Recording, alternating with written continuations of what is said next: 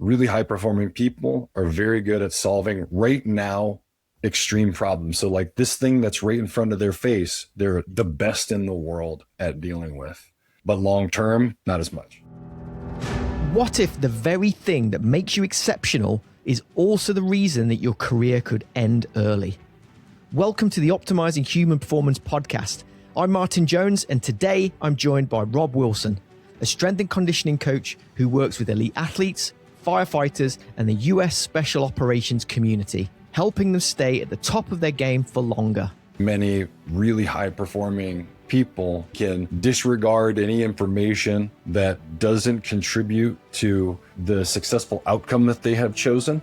So if you're really good at ignoring noise and you practice it, more and more things start to be recognized as noise, even if they're not. In this episode, we explore why high performers are often the last to recognize when they're running on empty, how to spot the warning signs before they become career-ending problems, and why performance longevity should matter just as much as performance itself.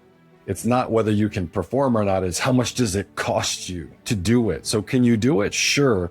But the longer you do it, the more expensive it gets. And eventually the debt collector knocks on the door and nobody knows when. Because the way things happen is everything seems okay, everything seems okay, everything seems okay. Oh shit, there's a cliff. Hey Rob, welcome to the Optimizing Human Performance podcast. How you doing? Doing well, man. How are you? Not too bad. As before we started recording, I did say it's a heat wave in the UK. By the time this episode goes out, I'm hoping the heat wave is gone. So a little bit uncomfortable, but yeah, not too bad. Can we start off by throwing it straight over to you? And can you introduce yourself? Can you tell us who you are? Can you tell us where you work, what you do, and how did you get to where you are? Yeah, sure. So my name's Rob Wilson, and I work in Virginia Beach, Virginia, which is the central east coast of the United States. I've been here pretty much my entire life. I guess my technical job title would be strength and conditioning coach. But what I do day to day is a bit more broad than that. And it's sort of at this stage in my career, I tend to educate. So I still coach some athletes and clients directly, but a much larger part of what I do is education. I started my career as a physio, actually. So I did manual therapy for the first 15 years of my career, myofascial release, neuromuscular therapies, and then that overlapped with strength and conditioning, and owned a gym for some time here in Virginia Beach, Virginia. I had a CrossFit gym with my wife for about 15 years. I had a physio office. So I was doing return to performance for people who live locally and athletes. To be honest, we abandoned the central tenets of the CrossFit methodology pretty early, but I kept think a lot the of people name. do when they start learning a lot about the human body. Yeah, I think they just Yeah, go that. and it's funny is CrossFit actually offered quite a bit of good. Like if you read the original articles that the founder wrote, like, hey, lift weights, do endurance training, eat healthy, try new stuff. And it's like, if you want to be fit for a long time, that pretty much makes sense. And then later it became, let's do pull-up races and uh, have deadlift contests every day. And this is not responsible management of human physiology, and eventually it will break people. But what it did do that was I'm very thankful for is I saw lots of different body types move. So I got to see years of change in lots of different bodies with lots of different people of different backgrounds and performance levels, and some people who played very high level college, pro sports, military, and some people who had never exercised before, and have to manage all those people in a room. So I got very good at group management. I became a much better communicator, and I had to understand programming and periodization on a deeper level, I think, because the amount of considerations that I had at any given time. But my career took me in other directions. I got deeply involved in sort of the recovery, rest management, load management movement that I guess would have really started to be more popular in the public about 10 years ago, Yeah. and spent a pretty significant amount of time doing research and development for performance based ventilation training. So, like breathing protocols and breathing techniques, both for um, in moment performance. So, essentially, composure training, and then also physiological recovery and things that were based on real tried and true metrics and measurables. And we had some opportunities to do research with like Stanford University and actually test protocols for helping people with things like performance anxiety and fear. So, um, fast forward to now, I mostly spend my time working with the special operations community in the US, and I teach a class as part of a nonprofit supported program through the Navy SEAL Foundation and Virginia High Performance. This program's called Continue Mission. And Continue Mission is essentially a 4 to 6 week program where special operators come in, and it's basically like a holistic health reset. And so they get exposed to all these different modalities outside of the wire. So operators are around their peer group, but are separate from command structure for this given period of time. That's the active duty population. They also accept separated and retired. And I teach what's called the check engine light class, which is sort of taking fundamental concepts around performance longevity and self care and crossing cultural bridges to make some of the ideas a little bit more palatable to high performing people. And this communication strategy isn't only for operators, it just happens to be the primary group that I've worked with over the last 4 years in particular, but all groups of high performing people, high risk jobs, high consequence jobs have benefited from the educational methodology that I developed. So that's kind of brings me to where I am now. And aside from that, I do a fair bit of coach education in strength and conditioning as well. That's awesome. That's a whistle stop tour of a pretty epic career, I think. So yeah, thank you. I'm going to do a deep dive into the check engine light method because I think it's really valuable. But before we do that, I'm intrigued.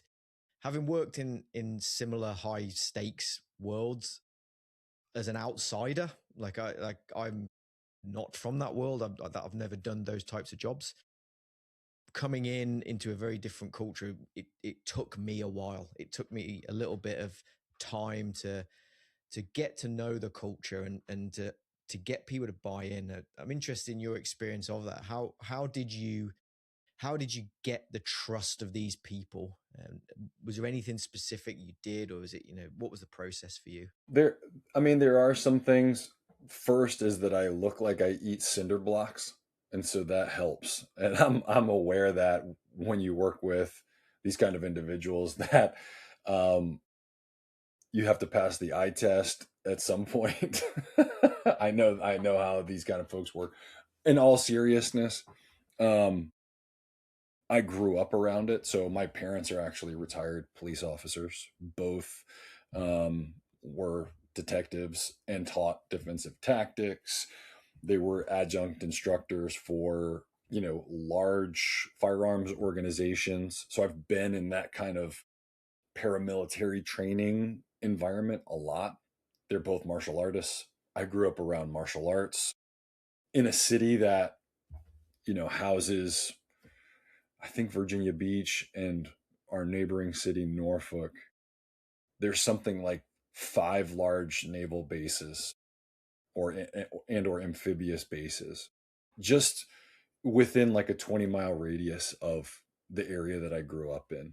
So there's military people everywhere. Specifically, special operations commands are like right up against where I went to school. All my martial arts teachers were people from those communities. So I was already kind of embedded around them and knew the culture just from osmosing it. And so I kind of had an implicit understanding of what kind of stuff flies and what kind of stuff sticks. I couldn't have articulated it specifically um, until probably the last 5 years. And this is a question I actually get a lot about this community. And I was talking to a friend of mine about this the other day. It's like, how do you get these guys to trust you? And the simplest answer is be trustworthy. It's like if you try, anybody, even if you're not from a high stakes profession, if somebody walks up to you and they're like, trust me, you're like, hold on a second. I don't trust you now. But if just through behavior, if you embody being a trustworthy person, which is more than just sort of saying the right things. It's actually, hey, I put other people first. Um, I don't talk about people that I work with and my own teammates behind their backs. If I say I'm going to do something, I make sure to follow through. Those kind of things build credibility. And I think credibility in high stakes professions in particular is won in drops and lost in buckets. And you have to be very aware of those kind of things. And so then be careful, what you promise. My stepdad always says, under promise and over deliver. And I think that's a really good heuristic is, hey, I'm not sure, but I'm going to do everything I can. And then promise 50 and give 200. I think that, and so those kind of basic things, but ultimately that means like, don't try to be trusted, just be trustworthy. Yeah, I love that. I love that. I think there's an American colleague of, you may have worked with him. I've worked with him. He was an operational psychologist, and he used to talk about going native. That sometimes people would go into some of these special operations units or some high stress units, and they go native. They try and be one of the guys. And that would actually erode effectiveness because the people they want to be helped, they want value. And I think that if you can demonstrate that by being a good person and giving the value, that's way more powerful than simply wearing the same t-shirts and having sleeve tattoos and Yeah. I mean, growing long hair. I can't do that even if I wanted to, but yeah, me yeah. neither. All that stuff is just that's just wearing a Halloween costume. If it's not a real expression of who you are as a person, then you're just putting on a costume so Mm, because you're trying not to get discovered. yeah. And instead of that, regardless of what environment I am, whether I happen to go work with executives or I go to the military or, I work with large metropolitan fire services in the States. I haven't done any of those jobs. I haven't ran a large company. I haven't fought fires and I haven't prepared to or been to combat. But nobody knows more about being me than me. So when I go talk in these places, I try to legitimately offer value based on the real experience I have, and then to know the limitations of my own understanding. So I'm kind of at a point in life and career where I'm not afraid to say I don't know because there's most stuff I don't know. And when you come with the attitude of uncertainty, not knowing, what it does is it makes you very curious. At least that's been my experience. And so when I go to environments that are not native to me, then I just end up asking a ton of questions. Oh, how does this work for you? Have you guys tried that? Have you thought about this? Well, yeah, actually, we tried that 10 years ago. And it's like, okay, well, then we just put it on a shelf. Next thing, instead of trying to fake something and sort of act like I have a bunch of answers that I really don't, you know? Yeah, absolutely. Yeah, it makes a lot of sense. If we pivot a little bit, I'm interested in your opinion on something. So I've worked with a few individuals, a few groups of people who they are working at such a high tempo. Like the nature of their job is they can't switch off. It's physically demanding. It's psychologically demanding. And you kind of know that the nature of that job is just taking things away. It's costing them something. It's costing them a lot because it's hard. It's really hard. I mean, we need these people. Great that they're there, but it's hard work. And I find they lie to themselves because you say, "How are you doing?" If you were just to say that question, how are you doing? They'll lie because they'll say, I'm fine. I'm fine. They'll tell you that they're okay. They'll tell you they're fine. And then, the wheels start coming off and they start falling apart, and then boom, they're broken, like sometimes in physical injury, that kind of thing. In your experience in these sorts of environments, like what do people tend to lie about the most? The thing that it's not necessarily that they are lying, but they're just pushing to one side. There's something that's going wrong, and they just tend to ignore it. Is there anything that you have noticed that these people tend to ignore certain things at the cost of their longevity, maybe? I don't know if I could say that there's a singular one that comes to mind among many is the difference between being rested and giving effort. And so for many really high performing people, they can continue to give effort in spite of many and sometimes all factors working against them. And I think that's actually a defining quality of the highest performing people, is that they can disregard any information that doesn't contribute to the successful outcome that they have chosen. If you can't do that, you don't actually accomplish very much, because the more noise gets in and it's harder to sustain a direct focus. And so that's an implicit part and parcel of performing extremely well, is to be able to continue to give focus and effort in spite of fill in the blank. Um, that's not the same thing as being rested or managing fatigue well or managing stress well. And I use uh, fiduciary analogies a lot, like this is like money. And it's kind of like a person can be in debt for a long time before creditors finally knock on their door and go, hey, you owe us. And all this interest, by the way, has built up. So it's not just the original cost, but it's all the interest and then all the stuff that you spent money on while you owed. And now all of that is today. And you say, well, I only actually spent whatever, 500 quid 10 years ago. And like, well, now that we've added all the interest and the extra expenses, well, now it's 5 million and it's today. And that happens as like familial breakdown, addiction. Even if it's not an addiction that's like a life destroying addiction, it can be things like caffeine, nicotine. Um, it can be other, sort of fatigue management compensations. It can be pain. For men, it's often cardiac trouble. Like that ends up being like the moment of like, boy, no matter what I do, when I wake up in the morning, my heart is beating 100 beats a minute. And that's essentially the nervous system is finally like, I'm collecting your debt today. And it feels like all of a sudden, but really it's the signal that was coming through wasn't loud enough for a person who's good at ignoring noise. So if you're really good at ignoring noise and you practice it, more and more things start to be recognized as noise, even if they're not. That makes a lot of sense. I'm starting to think like it almost feels like there's a difference between like coping with that world and actually functioning in that world. Like they're not the same, are they? There's certain systems that people put into place to enable function.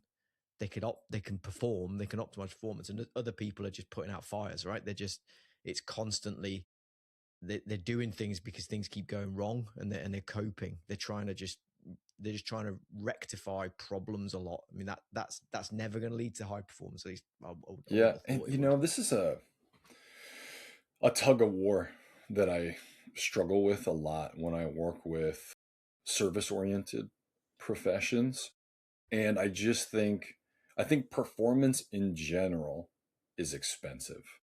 And there's nothing we can do about that. And then performance in environments that are very high stakes, especially when they're very dangerous and often, that is really expensive for whatever human is doing it. And it is just that way. If you go to a place where really dangerous stuff is happening all the time, you have to pay attention. You have to. You have to be vigilant. And if you're not, you get hurt or somebody else get hurt or dies. So you have to be, that gets to be very, very expensive.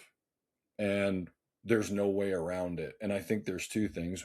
So, one, it's expensive. Two, the systems help you manage expense. And so, any high performing people, especially at elite levels, they're all master compensators, whether that's compensating for movement or some other behavior. When it becomes a maladaptation or a bad compensation is when it's becoming more expensive to maintain that than the cost that it's saving in the first place. Mm. So, an example I see of this a lot with people in the military and things like the fire service is like nicotine is a regular part of life. A lot of those folks are going through like a can of Zyn a day. It used to be Copenhagen and stuff, but now it's Zyn is the thing, right? And and what does it do? Well, I mean, nicotine works, man. If anybody tells you it doesn't, it means they never used it before to focus when they're tired. And if you take it, it's one of the most studied cognitive performance enhancers in the world other than caffeine. So we know that under short term, it works. The problem is it takes more and more and more and more over time.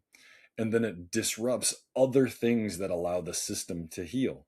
Yeah. So if I had to stay awake at night and do something dangerous where somebody else I cared about might be hurt if I didn't pay attention, I would probably use that thing too.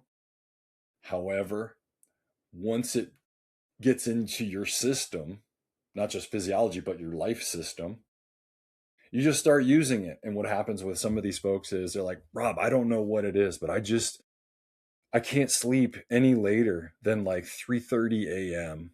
And I wake up, I'm kind of tired. And then you kind of get chatting and you're like, well, how late what's the last time you put a pouch in? And they're like, oh, around 4 or 5. I'm like, well, do you know what the half-life of nicotine is? Like half of that nicotine is still in your body at 11 p.m. Yeah. So, and so it's I've had like this conversation with so many yeah, they people. don't know the hidden cost of the choice they've made because really high performing people are very good at solving right now extreme problems. So like this thing that's right in front of their face, they're the best in the world at Yeah. dealing with. Yeah. But long term, not as much. Yeah, for sure. Just on nicotine, just to talk about that, I think it's important because one of the things I notice is interesting you say that people wake up at 3:30. I get that all the time, and doing a bit of digging on this, it's withdrawal symptoms. People get woken up by withdrawal symptoms. So like their physiology is screaming because they're so addicted.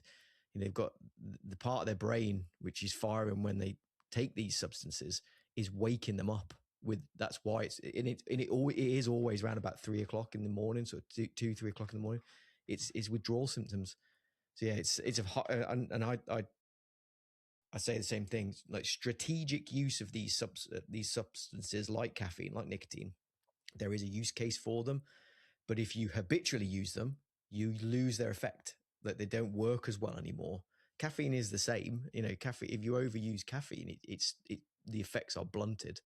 So yeah, it's that again. It comes back to those systems, right? It's like having a system that is doing something specific. It's a task relevant system rather than just being Yes, it's a exactly. habit. It's something like that. Yeah, it's And I interesting. think, this is just sort of something I've been thinking about. I don't know that I have any great evidence for this, but it's something that seems to be right to me. When we were um, more religious cultures, more, even if it's just more spiritual, sort of pre-religious, we had rituals that were built around substance uses.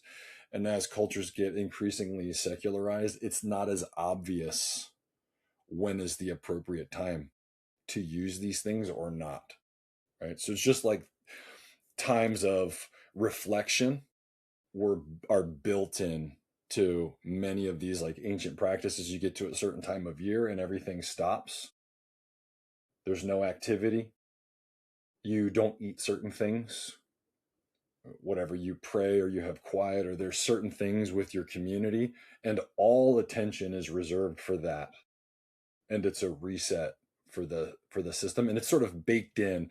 I don't know that 2000 years ago anybody was like, I think our synapses need to be rewired in a more robust way. It was just something that emerged out of human intelligence and culture as a necessity.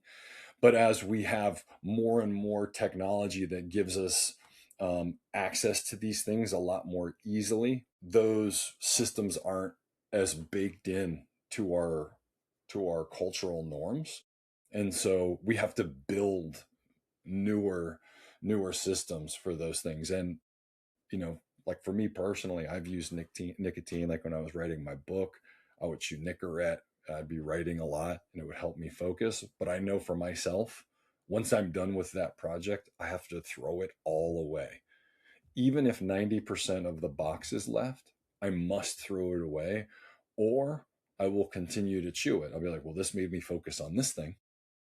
I should use it on this too, because it's just so easy. So I have to, and I know myself well enough that I have to build that in. I'm like, I'm done, and I throw it in the trash, and that's it. I don't have access to it anymore. So I think those are the kind of Yeah. systems we have to build. Yeah, good. I like that. I like that idea. A colleague of mine, a guy called Gaz Bamford, who had a long career in a high stress environment, high stress job. He has a saying that he had, like, two principles of leadership is it's not about you, and then the other principle of leadership is it's all about you. Like that kind of weird paradox. And I think Yeah. what he's getting at there is, like, you've got to look after yourself. Like if you're going to be a good leader, and I think it transcends leadership, this idea that if you want to be good at your job, if you want to help other people, you have to look after yourself first. You can't do it if you are not functioning, if you're broken, if you're not able to lead, if you cannot do it, then it's your team suffers. And it's interesting to me because when I have worked with leaders as an example, and we effectively have to tell them just like look after yourself. They don't. We never tell them to slow down because they don't listen. But you have to say, look after yourself. Self-care is important, but it's also a bit of a dirty word. Like people don't want to hear it. Like, is that similar for you? And like when you actually talking about people looking after themselves, what does it actually mean to you and your experience? What do people need to do the most? So, so first of all, I'm very careful with those kind of terminologies for people who are sort of leaders or in these high stakes environments. And some of those are contradictory. So when if you look at some of these high stakes, service oriented communities, tactical communities, very often built into their mission statements are like three core concepts, which is mission, service, team. Those things are always first, right? Everything we do helps serve the mission we've identified, right? So I'm with the team in service of the mission. Nowhere in that stuff is me first. And if you're indoctrinated, and it needs to be that way Sure. when you're in environments of dangerous chaos. If you're thinking about yourself first, everyone fails. So that is necessary. I think the way that can be reconciled with ideas of self-care is to reframe it as performance. And so I tend to think of it as performance longevity. Do you want to be the weak link in the chain? This was maybe like 2005 or 6, could have been a hair later. I was working in a physio office. This was sort of like at the ramp up of wartime in the global war on terror here in Virginia Beach, and a gentleman had been called from reserve duty to active duty, and he had some knee pain that was going on. It was something simple, it was like probably some patellar tendonitis. He hadn't trained quite that intensely for a while. And so I said, hey, here are the sort of self-care things that you need to do. And he was like, man, I got to use this massage tool and I don't know if I'm gonna have time. And it's going to, I got to do this 4 times a day and blah, blah, blah. And I said, fine, then be the guy who can't do his job and somebody else on your team gets hurt because of you. And he said, never. Oh, all right. First he told me to piss off, but then, it was sort of like we had a good understanding at that moment. He told me to fuck off and then said, fine. All right, tell me again what I need to do. And once I made it, hey, this isn't about you and your knee should feel good. And, you should just be on this fluffy cloud. It was more like, you're doing this so that you can be at your best to do the thing you said you would do. That's why you're doing this. And once I started to reframe it in terms of performance, longevity, then it was like, oh, now I'm getting ears. Because, if we take something like sleep, for example, Yep. and very often in communities and in high stakes service communities, people say, you can't perform well without sleep. Studies show you can't perform well without sleep, which is true. But it's also true that all of these people do impossible and amazing shit on no sleep. So that's like, oh, well, my personal experience is I got no sleep for a week and passed a really difficult selection process. Yep. Or even if you're a CEO at a university, well, I got no sleep and I went to one of the most elite schools, one of the most elite universities in the world, and passed with high marks. So tell me how that works. And so then it's, well, it's not whether you can perform or not, it's how much does it cost you to do it. So can you do it? Sure. But the longer you do it, the more expensive it gets. And eventually the debt collector knocks on the door and nobody knows when. And because, the way things happen isn't like, well, I noticed there's this steady precipitous decline that is easily detectable. It's more like everything seems okay, everything seems okay, everything seems okay. Oh shit, there's a cliff. And that's what the experience of loss of performance is like. It's not like, oh, I noticed I feel slightly tired on Thursday than I did on Tuesday. It's like, whoa, how'd I tear my MCL taking a backward step off of a curb? I was like, well, your biology finally caught up with you. That's what Indeed. happened. Right. Indeed. So framing it in terms of, and that's the term I've come to use as a standard, is performance longevity. Yeah. Yeah. I love that.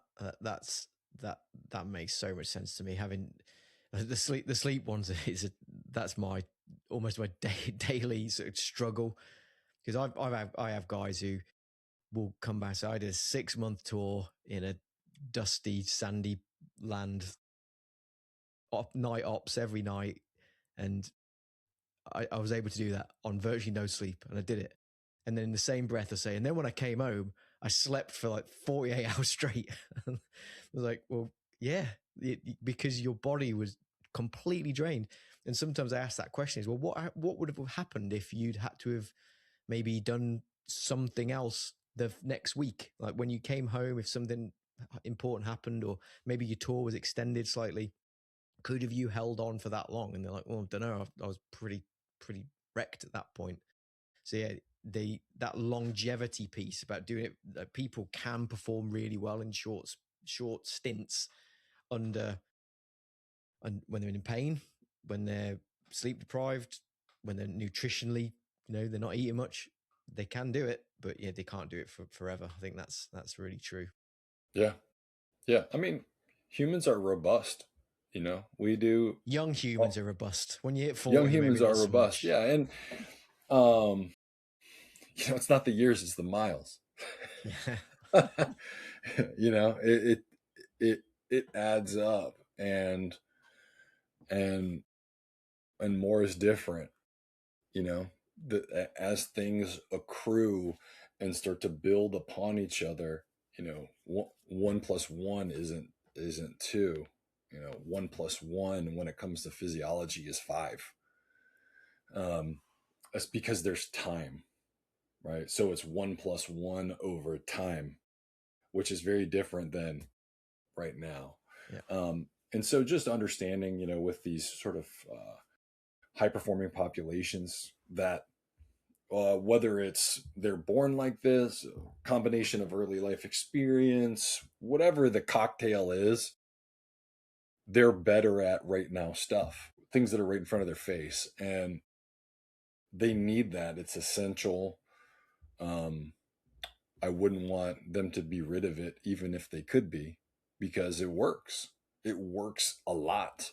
Those people win a ton, but it's very expensive if it's not managed well. And so, what we're really talking about is not just like acute performance. Like when I, go to these fire services or work with people in the military, I never try to tell them that I can show them how to do their job better because I don't know. I've never done their job. But what I can do is help it cost less to be you. So if you want it to cost less to be you and be awesome, I'm your dude. If you just, if you want to know how to go do that thing better, I don't know. I never done it. So I don't know about that stuff. Yeah, I love that. That's, I guess, just the integrity and the honesty, I guess, comes through there. I think that's awesome. Let's move on to the book. Let's move on to Check Engine Light. First and foremost, I think it these analogies, these metaphors, like you mentioned, your debt collector and that kind of stuff. I love it because I think that works really well. Like I always talk about speed cameras, similar thing. It's like when you see a speed camera, if you see it, you slow down. If you don't see it, you don't slow down. I use similar sort of analogies, and it always tends to land really well. But I'm interested in when you came up with the concept. I guess the phrase or the concept preceded the book, but like what problem were you trying to solve? What problem did it solve? Coming up with this check engine light concept. I mean, it solved the very problem that we were just discussing is, in these communities, and as I mentioned, I work quite a bit with the U.S. Special Operations community, especially on the naval side, because of where I live. So I didn't do like anything that was like so exciting and stupendous, and they were like, Rob, we must talk to you. I live here, and so the facilities and stuff, they're around my house. They're like my friends' dads, and growing up, so they're just around. I owned a gym in a place where there are a lot of these guys, so I would be talking to them about this stuff, and it's a very hard community to sell the idea of self-care to.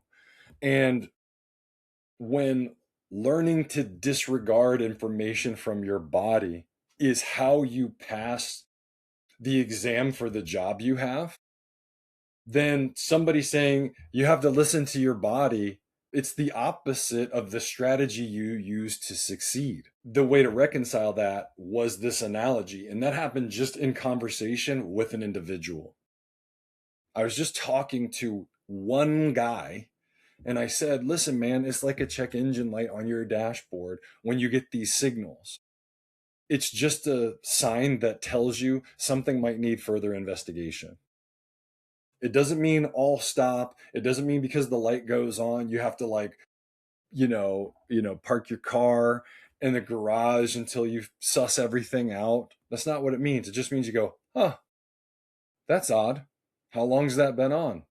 2 minutes or 2 years? And so, when we discuss this in course, one thing I asked the guys right away is, are there times when it's appropriate to ignore signals on the dashboard? And of course, the answer to that is yes. If you want to get anything done, everyone does that, no matter what job you have. If you have to stop every time some little thing on your body or in your brain doesn't feel right, you might as well just pack it in, because we mostly don't feel perfect, even when everything is going well. So, yeah, you absolutely need to have the capacity to ignore, especially if you want to perform extremely well in the hardest environments there are to perform in. But what happens if the oil light's on in your car for like 3 years? What will eventually happen? The engine will fail. And nobody knows when, and nobody knows where they'll be, but eventually that thing will have catastrophic systems failure. And on the way to that, the performance of the vehicle will decline, especially if you have to punch the accelerator to the floor. It'll be more expensive. It'll be harder on the vehicle to perform that way. And so, what do you have to have? You have to have some system of awareness. That's what a dashboard's for. In any vehicle that has an instrument panel or an instrument cluster, that's what it tells you. What is the current condition of the vehicle and what things might need attention in the future? And then you need a maintenance system and some basic tools. And when you hit the limits of those things, you go to somebody who has more knowledge than you do. And that's it. It's not that big of a deal. If you have a basic understanding of your car, for example, and you take it to a mechanic, you don't have to know as much as they know, but you might say, like, well, I noticed this light's been on for a while. It's been making this noise. I tried these 2 or 3 things, and here was the result. How much faster can you solve a problem together if you have some information than if you have none? I don't know. It just blew up today. If you just go tell a mechanic that your engine just blew up out of nowhere today, there's only 2 things they can assume. One, it's a poorly manufactured vehicle. It doesn't work right from the start. Or 2, you ignored a bunch of stuff or were not sensitive to the information and so didn't know to act. That analogy helps us resolve, okay, in the human body, what are some signals you can pay attention to that are reasonable? How do you manage them? And then how can you use that to seek further help when needed? And if you need further help, it's nothing that you should be embarrassed about, because if you drive a vehicle and you don't have all the tools in your home to fix it, and you take the vehicle to a mechanic, you don't lie around in guilt. You go, well, I don't have sufficient tools to deal with the problem that I have right now. And then what do? You go to somebody who has the tools and you get it taken care of, and then you get back on the road, and it's not that big of a deal. And it's the same. Fundamentally, it's more complex, but the principles are exactly the same. They're no different. Yeah. So I can see why it goes down well. I think I can see why people respond to that imagery, that analogy of it's understandable, it's clear, and it makes a lot of sense. The one thing that struck me as you were just talking then, sometimes it is right to ignore some things in certain situations. Sometimes it's not. The one, I guess, engine light that I think is consistently ignored is pain.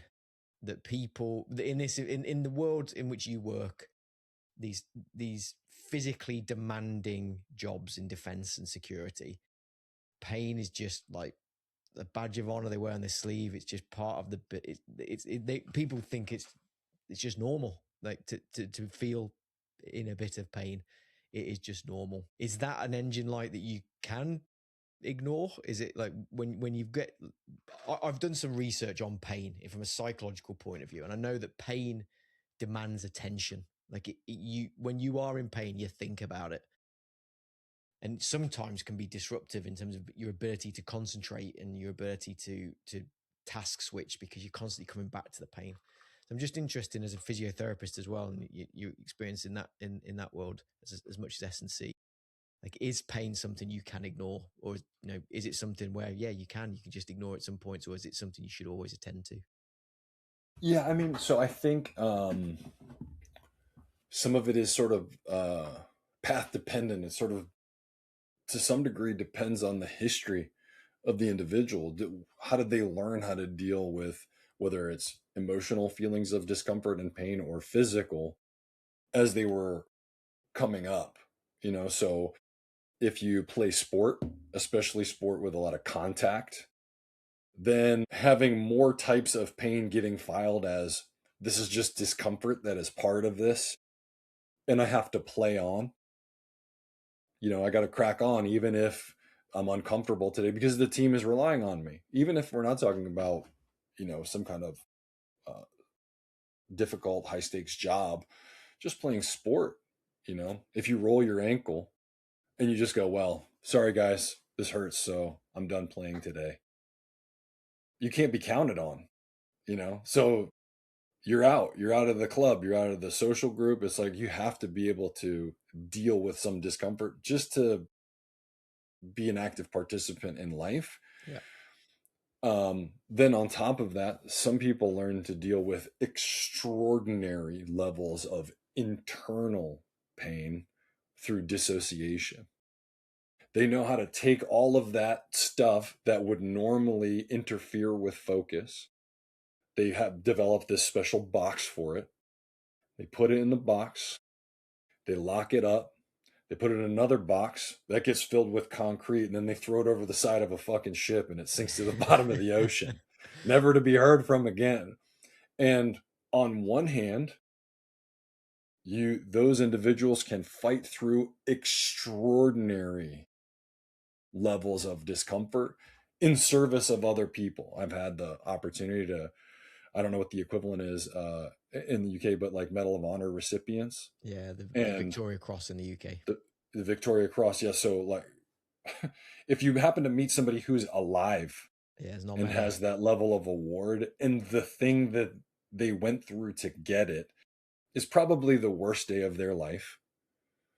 And you can't even, I know for me, when I've heard those stories, I can't, I know that I don't have the experience in life to fathom what that would be like, and then to see the other side of it and what kind of internal armor would be required to do it. In those conditions, that kind of thing can serve you extraordinarily well. Where it ends up being a hindrance is then when you try to relate to other people outside of that context. And that's when it can be a problem. One, because things that other people are affected by, you can disregard. I don't want to get out of here with that. That's silly, right? So it can become socially off putting. And that causes friction between other people who don't have the same experience, or internally when those individuals are no longer in context where that serves them. That stuff doesn't actually go in a box. It's just a useful metaphor. Where it goes is somewhere in you. And as the need for it starts to dissipate, your body goes, hey, all that shit is still here. Now you have to do something to deal with it, or humans find ways to compensate for those things. All humans, I don't care what profession you have, right? We have to do something with it because pain is disruptive. So it has to be dealt with or pushed aside.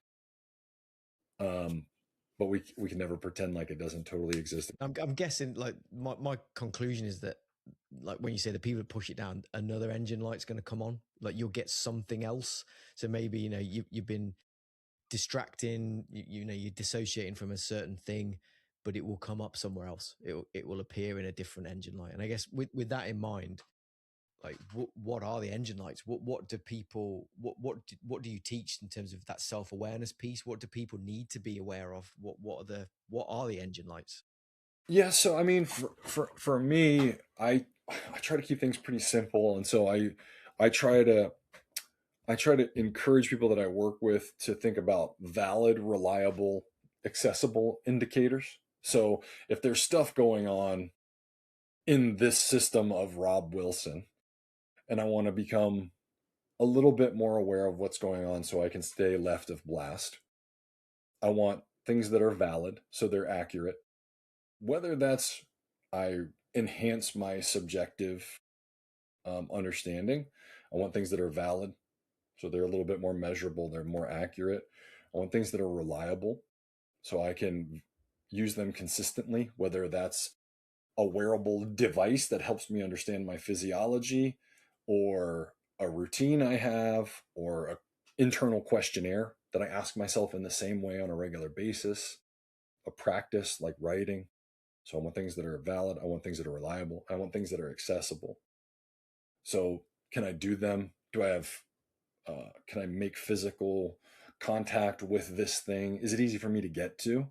And then when I do get to these indicators, do I understand them well enough to take some meaningful action? I think for high performing communities in particular, that last part is where the rubber meets the road. If you have all the other stuff that's valid and it's reliable and you can get to it, but the meaningful action isn't clearly available, the rest gets disregarded as noise because generally these individuals want to know, great, what do I do? Right.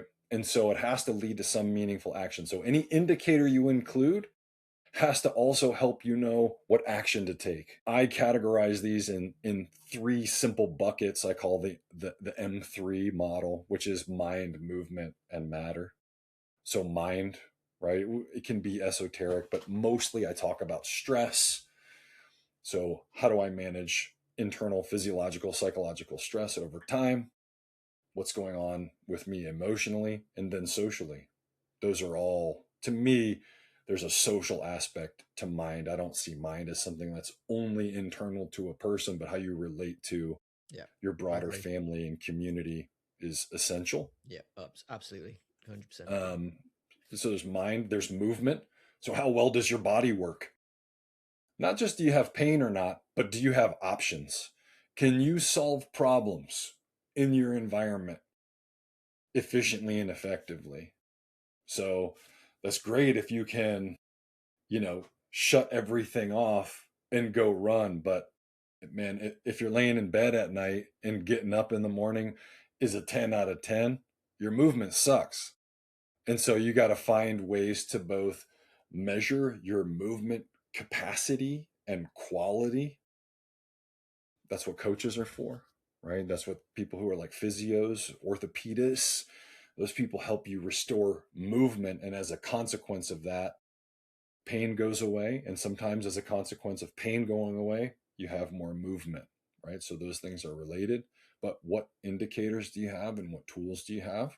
And then matter is sort of the chemistry of the body, right? And so the molecular level, are you getting things like blood work done with any regularity?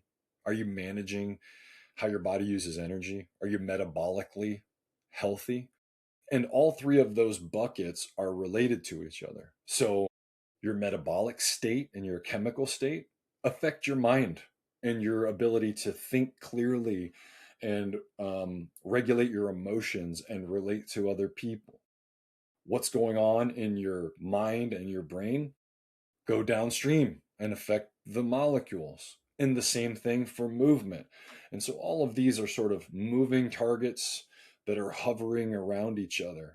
And what you want is a couple from each that you can understand well enough through practice to pay attention. And it's a skill that is developed. And when I work with communities, I try to help them understand that developing this awareness is a skill. There isn't a point where you just have some and then your hands are off the wheel, no more work to do, right? But like other skills, the more you develop them, the less friction there is. You just become tuned in. You're attuned to the signals. It's not like you're sitting around going, oh, geez, does my elbow hurt today? It's just like, ding, I noticed that.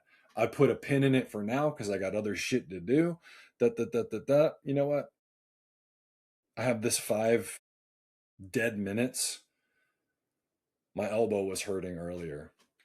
Oh shit, it won't lock out.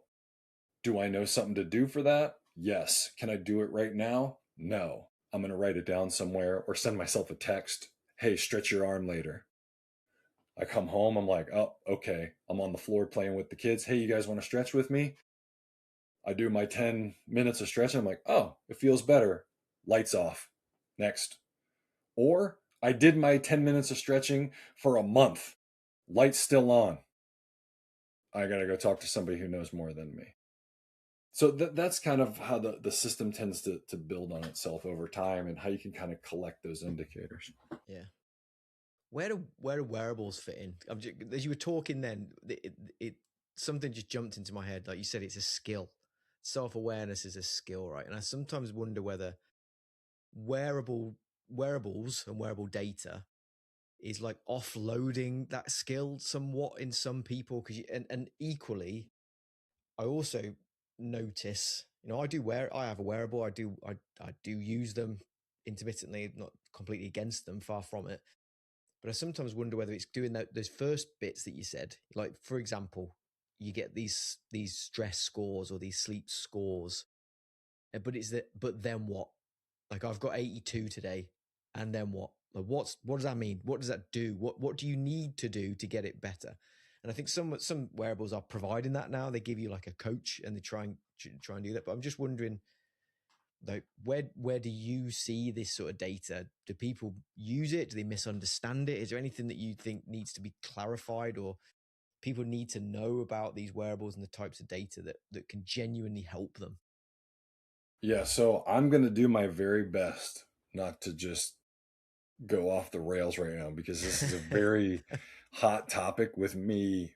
So, first, I think it's important that we understand it's necessary to have some objective monitoring systems that legitimately quantify physiology. If you go do an exercise test, and when I talk to people in the military, I go, well, if I tell you that I'm a good marksman, and you ask me, well, how do you know? And I'm like, well, I just shoot over a fence, and as long as no one dies, I'm a good marksman. No, you have a target. You know, there's an acceptable range and a shot group, and if you're in there under the given conditions, you're a good marksman. So there's some objective ways that we measure it. That's normative health data, right? Yeah. However, it's not perfect. So these wearable devices they are not your physiology. There's so many layers that this information goes through before it gets interpreted. So we can't think of it as perfectly representative of exactly what is going on. It's faulty by nature. They're better and better all the time. And I think we can reconcile that through understanding their purpose, which to me is to calibrate our perception. It serves as a way for us to audit our subjective experience a little bit, right? And I really like, there's a really good researcher at at the University of Southampton in UK. Her name is MC Schrafel. So she does human computer interface work very much in the health space. And she uses these terms insourcing and outsourcing. So, do I have some sense of what's going on inside with me based on some legitimate practice of reflection? Do I actually like stop and think, what is happening and why do I feel this way? And do I outsource a little bit? Can I go, well, I feel fine this morning, but I happen to be tracking my sleep right now. And this is the second night I haven't slept well. It hasn't caught up with me yet. But if I keep doing it, I know from what I measured before, if I get to the fifth night, I'm going to pay some consequences. So it just helps us calibrate our understanding of what's going on under the hood. But these things aren't written on ancient tablets. They don't have access to all the information. They're not omniscient. So we have to take the information with a grain of salt. Specific to the population that I work with the most, scoring them can have, in my opinion, it can reduce effectiveness and even potentially create harm. Because, for example, if you have a heart rate variability score and somebody thinks high is good, low is bad, and they see their score reduced, they'll either think something is wrong with them or see that there's a gap between that and how they feel, disregard it as noise, and discontinue use of a tool that could help them. Sure. In both cases, it's a loss. Yeah. So I think we have to be very careful with how much weight we give these technologies. We have to contextualize them and we have to communicate their purpose very effectively, especially the more ubiquitous they get in every population. Yeah. You know, I don't want to put her on the hot seat here, but my mom is a very health oriented individual. She just got a Hume wristband. She's really excited about it. I'm happy because she pays a lot of attention to her health. She's probably the healthiest person I know. And she was like, wow, my biological age is like 20 years younger. And I'm like, what does that mean? Like, did they do these same exact measurements with this device on a bunch of people who are 20 years than you actually are? And so they know this? Or is just this some arbitrary shit that they made up so that you feel good about what you're doing? And it's It's got a probably the name. latter. Yeah, it's got a name in psychology. It's called the Barnum effect. So P.T. Barnum, like Yeah, Hugh Jackman played him in the Greatest Showman. The yeah. Barnum effect is like it's why astrology works. Like you give people information that they want to hear. Like it's sort of close enough to being real, and it gives them a positive feeling. It's the Barnum effect. I'm sure that's what these wearables they know it as well. They telling people that And you've got to no hate, no yeah hate. yeah I use wearables. Athletes that I do private work for, I use wearables. I track their sleep and I look at their autonomic nervous system, but I also have a better understanding of how to contextualize that information. And yeah so yeah sometimes somebody that's working really hard just looks like somebody that works really hard. And it yeah doesn't mean anything bad is happening. And you have to have a little bit more nuance, I think, to how we introduce and then apply these devices. that seems really important. I think because I use wearables as well. Like I say, I do use them. I have used them, use them with other people. I think what like heart rate variability as an example is one of those things that people, in my experience, can get really wrong through no fault of their own. But it's like, for example, there's a couple of devices I've used before. Like something called a Morpheus. Have you seen that? The Morpheus, Hmm. like a chest strap. And the score that they give is based on a completely different algorithm to say something that's on a Garmin. So what the same person might get 40 on one device and it might say 100 on another device because they're not measuring the same thing. They're the algorithms, the way that they've measured, the way that they've come up with that score is using the beat to beat variability of the heart, but it's changing it. It's transforming it based on an equation. And that's what so I've seen people who got really concerned that they think they've suddenly got much more unhealthy almost overnight because of these scores that they're seeing, but they're not quite understanding the nature of what the score is. And yeah, I Yeah. think it's having somebody alongside who can help to, it's like being a mountain guide, isn't it? You're just helping people find the tracks, and you're moving people away from certain dangers and helping them understand what's in front of them. I tend to use like a financial analogy for things like that. So I kind of say, looking at your HRV is kind of like managing a bank account. Like you kind of gotta know where your ranges are with whatever device you happen to be using. So where's my high and where's my low on any given basis, and in the context that I'm measuring it in. So the time of year, so in the summer it might be different than in the winter, because in the winter it gets dark earlier, so you might go to bed earlier, so you might not even understand that the effect of going to bed before 10 on you is actually outsized, right? So do you understand your ranges? Do you know what changes it? So do you know what things spike it and trough it?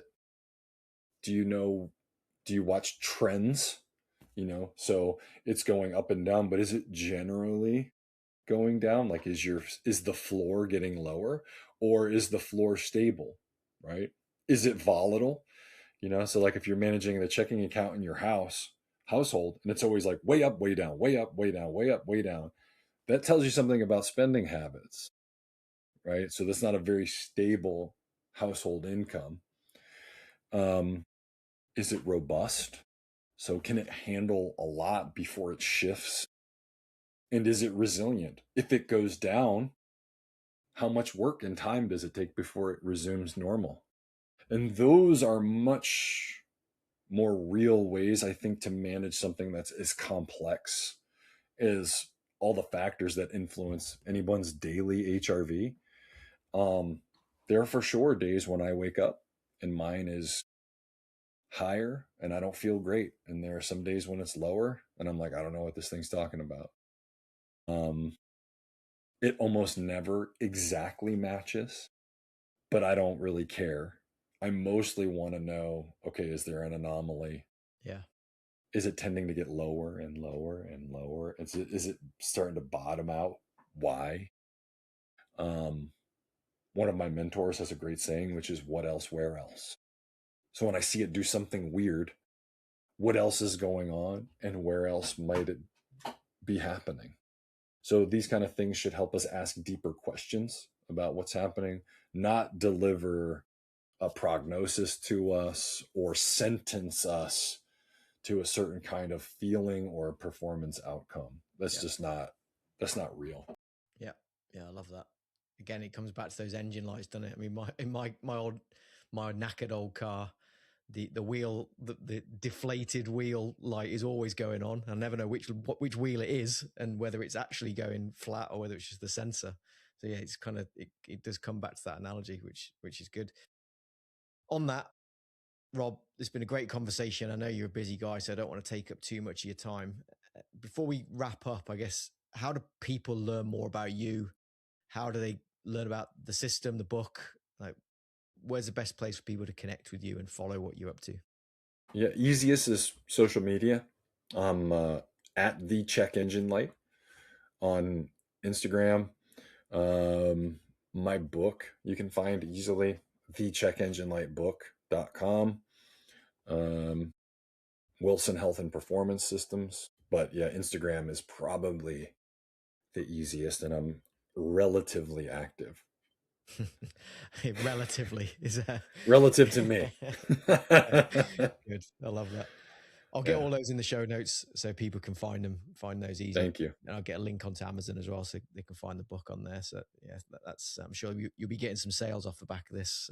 I'm sure of it.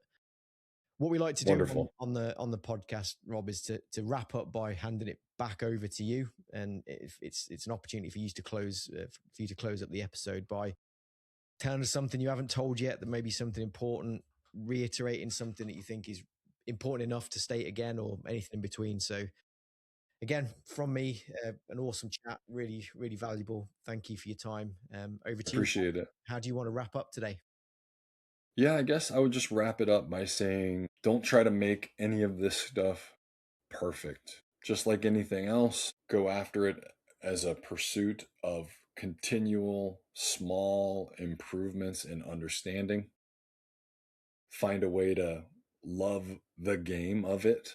And that's something I've been thinking more and more about, is the healthiest people I know over time, the people who perform the best over long stretches, they find a way to love the game. They don't get attached to one certain way of doing it.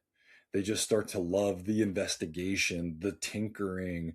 I'm going to try this little thing and see how it goes. I'm drinking this tea for a while. I'm going to see what's up. I'm going to do some yoga stretches for a few months. And none of it is supposed to be the end. It's just them in this process of skill development and investigation with an open end.